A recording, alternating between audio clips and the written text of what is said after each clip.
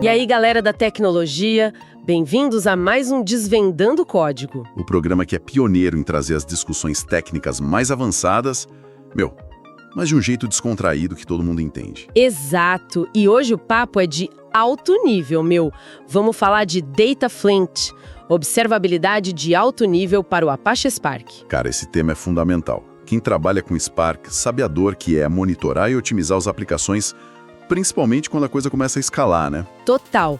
E antes de mergulhar de cabeça, a gente precisa mandar um salve especial. Com certeza. Um salve para o Maurício Koproski. Foi ele quem nos apresentou essa ferramenta e contribuiu demais para o projeto, inclusive com a sonorização e outros detalhes que deixam o nosso programa cada vez melhor. É isso aí. Esse projeto existe por vocês e para vocês. Um forte abraço e estamos juntos.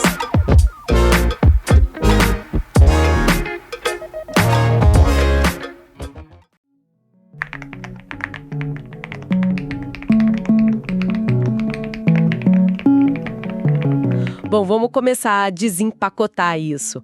O ponto de partida de toda essa discussão é um problema clássico de crescimento, né? Totalmente.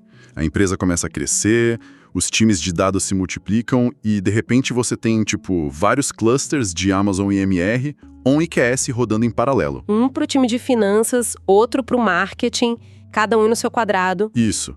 E aí, qual a consequência prática disso no dia a dia? A primeira coisa que quebra é a visibilidade, imagino. Exato. O engenheiro de dados vira um detetive. Um job talento. Ele precisa descobrir em qual dos 10 clusters o job rodou, achar o UI daquele cluster específico. Que talvez já tenha até sido desligada. Pois é. E aí, tentar caçar os logs, a otimização fica super reativa, ineficiente, e a governança vira uma miragem. Faz todo sentido.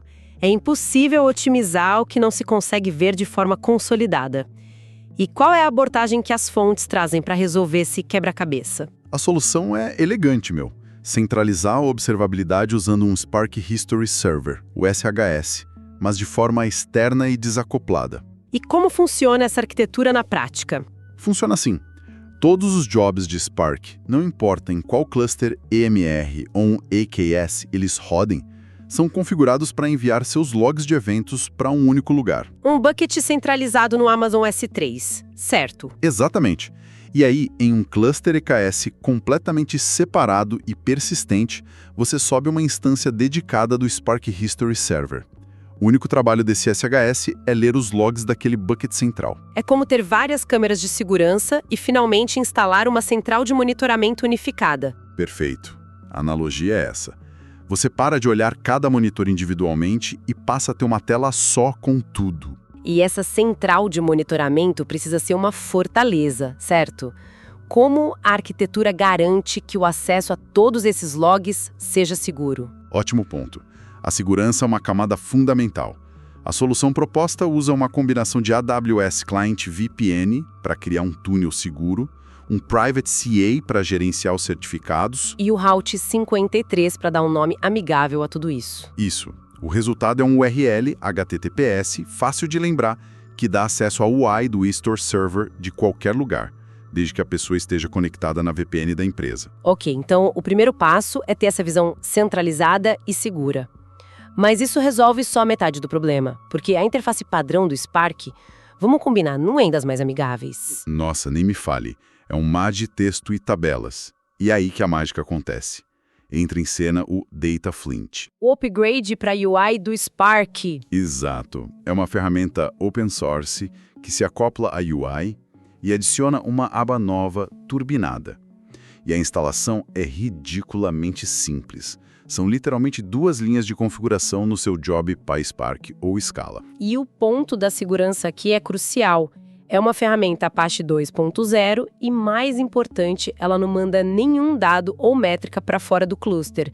Tudo roda dentro da sua infra. Perfeito.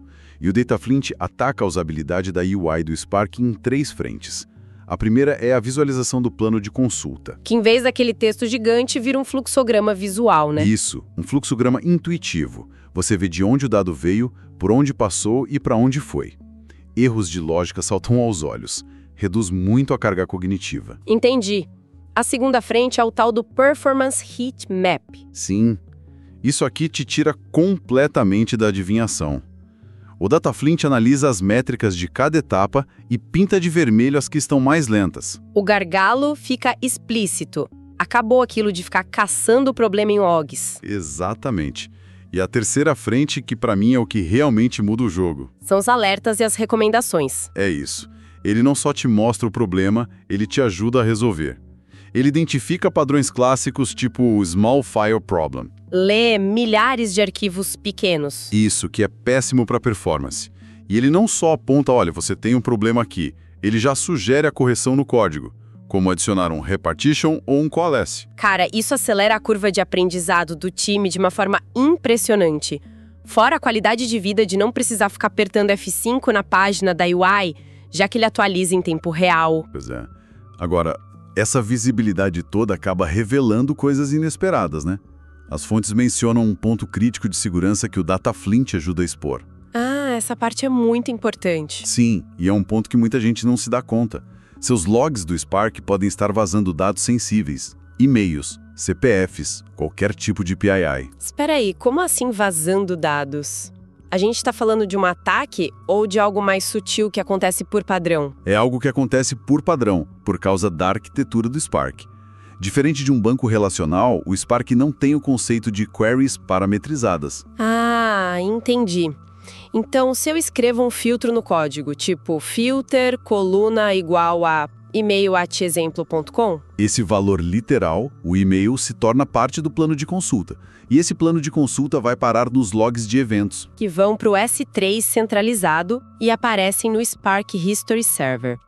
O dado sensível vaza para a camada de observabilidade. Nossa, precisamente. A primeira tentativa de mitigar isso é usar uma configuração nativa do Spark, a spark.redaction.string.regex. Você passa uma expressão regular para ele mascarar os padrões, como e-mails. Na UI parece que funciona, né? O e-mail vira redacted. Parece, mas tem uma pegadinha, claro.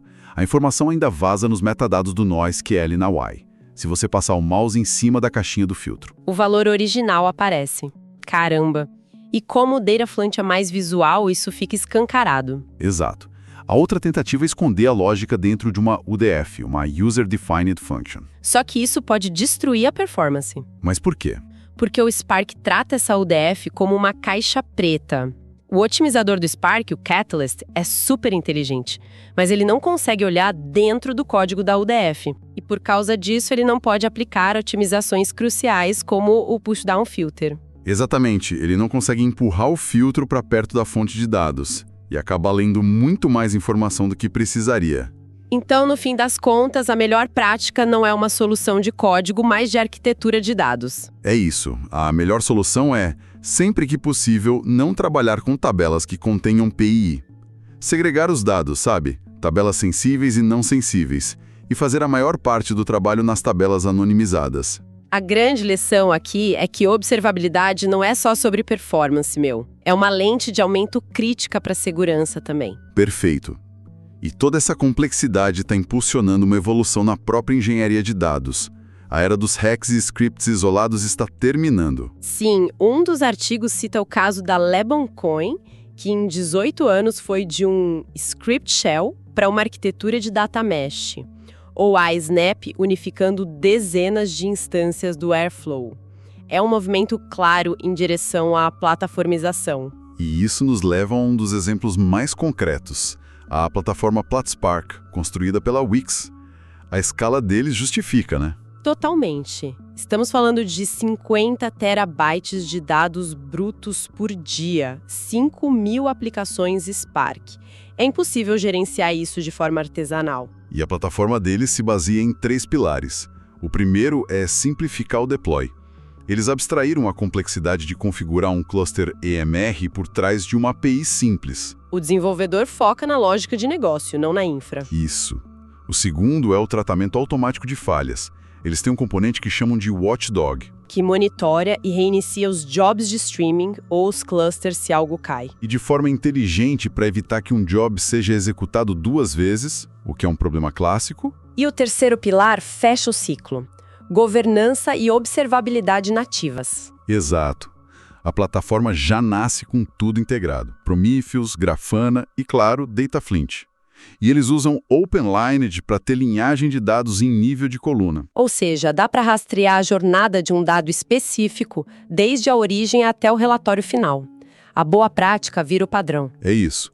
E falando em otimização, um caso de uso que ilustra perfeitamente o valor disso tudo é o gerenciamento de tabelas Apache Iceberg. Ah, sim, o cenário de apagar dados de um único usuário por causa da LGPD. Exato.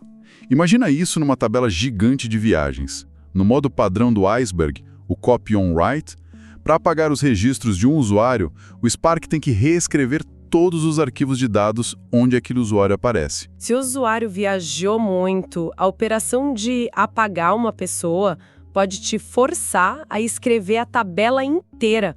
Um desastre de custo e de tempo. Um desastre. E é aí que o Dataflint acenderia um farol vermelho gigante com um alerta. Atenção!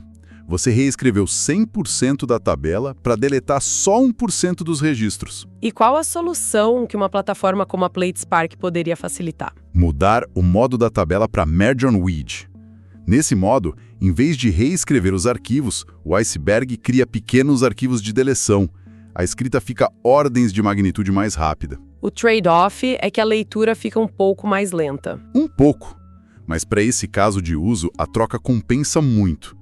Então a plataforma automatiza a infra e as configurações e o Dataflint dá a visibilidade para os engenheiros tomarem as decisões certas. Uma coisa alimenta a outra. É o ciclo completo. Perfeito.